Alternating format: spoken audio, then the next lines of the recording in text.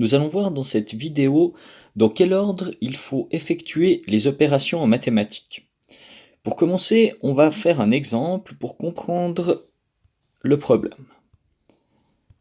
Si j'écris comme calcul 3 plus 4 fois 5, eh bien, il faut se mettre d'accord sur ce que l'on va faire en premier. On pourrait commencer par faire 3 plus 4, 7, puis multiplier 7 par 5, et obtenir 35, ou on pourrait commencer par faire la multiplication, 4 fois 5, 20, et ajouter le 3 après, 3 plus 20 égale 23.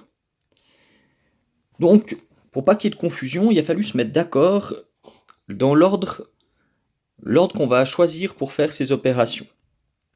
Donc les mathématiciens se sont mis d'accord pour, dans ce cas-là, commencer par faire la multiplication.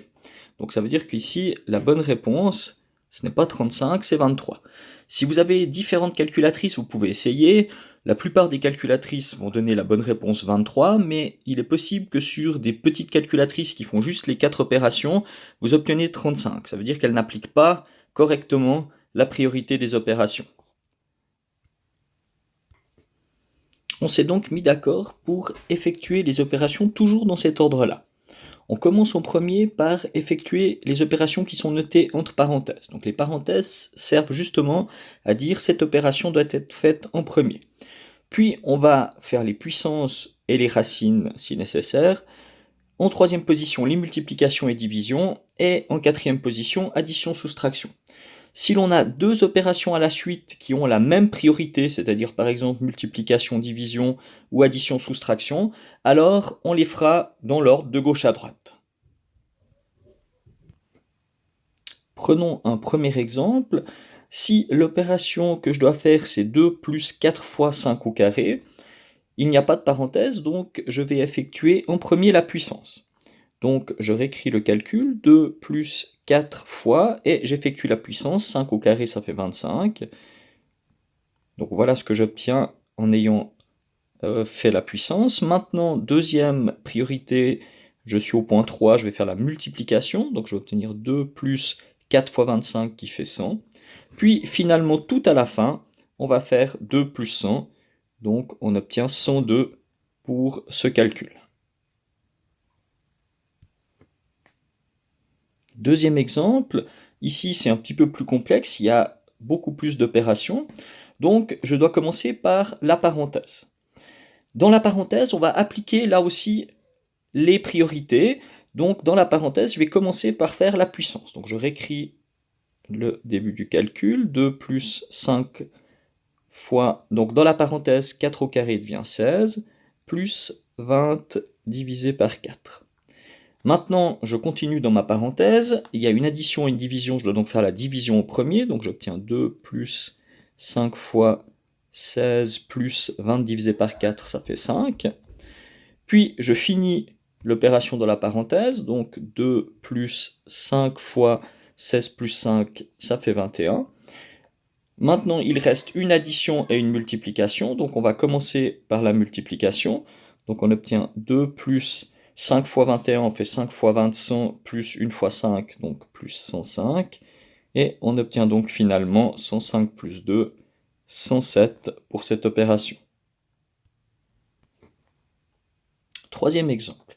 Si l'on veut aller un peu plus vite, pour éviter d'avoir à réécrire à chaque fois toute l'opération, à chaque fois qu'on en fait une seule, on sait que les dernières opérations qui vont être faites, c'est les additions et les soustractions.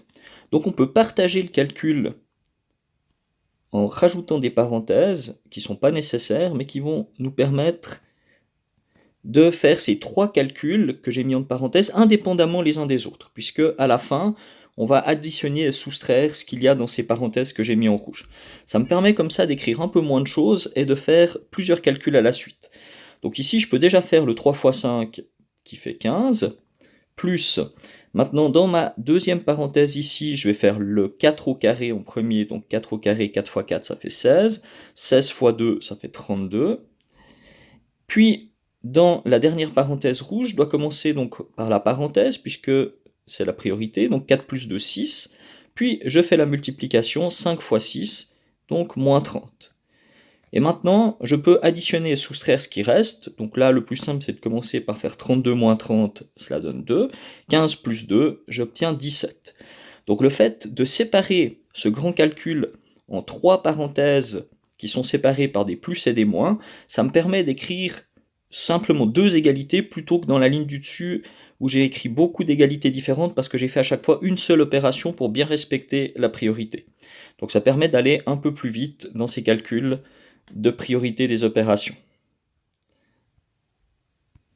Dernier exemple, ici aussi je peux rajouter des parenthèses pour séparer en 3 parties mon calcul. Chaque partie est séparée donc uniquement par des plus ou des moins, et je peux donc calculer chacune des parenthèses indépendamment les unes des autres. Donc la première, j'ai une division et une multiplication. On regarde dans la priorité, on voit que c'est en troisième position, c'est donc la même priorité, donc on va faire le calcul de gauche à droite. Donc on commence par faire 8 divisé par 4, ça fait 2, puis on multiplie par 2, donc 2 fois 2, 4.